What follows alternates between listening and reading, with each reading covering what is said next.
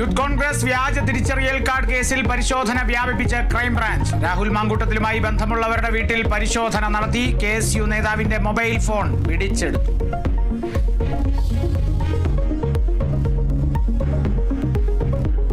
രാഹുൽ മാങ്കൂട്ടത്തിനെതിരായ കേസിൽ പരാതിക്കാരുടെ മൊഴി രേഖപ്പെടുത്തും. DGPക്ക് ലഭിച്ചത് 8 പരാതികൾ. പാലക്കാട് ഷാഫി പറമ്പിൽ MP-യുടെ നേതൃത്വത്തിൽ യോഗം ചേർന്ന് A ഗ്രൂപ്പ്. രാഹുൽ മാങ്കൂട്ടത്തിനെ പാലക്കാട് എങ്ങനെ സജീവമാക്കുമെന്ന് ചർച്ച. മണ്ഡലത്തിൽ നിന്ന് വിട്ടുനിൽക്കുന്നത് തിരിച്ചടിയാകുമെന്ന് വിലയിരുത്തൽ. യോഗം ചേർന്നെന്ന വാർത്ത നിഷേധിച്ച് ഷാഫി പറമ്പിൽ.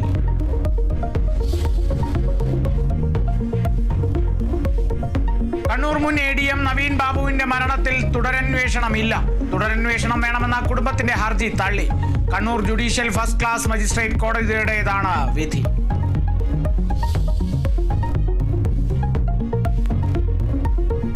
ജപ്പാൻ ഇന്ത്യയുടെ അടുത്ത പങ്കാളി എന്ന് പ്രധാനമന്ത്രി. ഇന്ത്യയും ജപ്പാനും ചേർന്നാൽ ഈ നൂറ്റാണ്ടിലെ സാങ്കേതിക വിപ്ലവം യാഥാർത്ഥ്യമാക്കാനാകും. ഇന്ത്യ വേഗത്തിൽ വളരുന്ന സമ്പദ് വ്യവസ്ഥയെന്നും മോദി. പ്രധാനമന്ത്രിയുടെ പ്രതികരണം ടോക്കിയോയിലെ ഇക്കണോമിക് ഫോറത്തിൽ.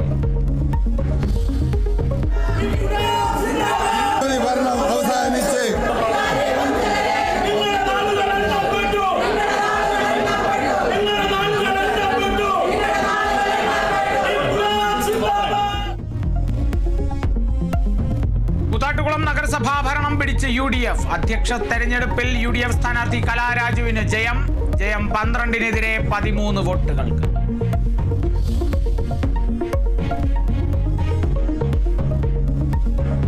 മണ്ണിടിച്ചിലുണ്ടായ താമരശ്ശേരി ചുരത്തിൽ ഗതാഗതം ഭാഗികമായി പുനഃസ്ഥാപിച്ചു. ചെറുവാഹനങ്ങൾ ഒറ്റവരിയായി കടത്തിവിടുന്നു. വാഹനങ്ങൾ കടത്തിവിടുന്നത് മഴ കുറഞ്ഞതോടെ. ഭാരമേറിയ വാഹനങ്ങൾ കുറ്റ്യാടി നാടുകാണി ചുരം വഴി പോകണം.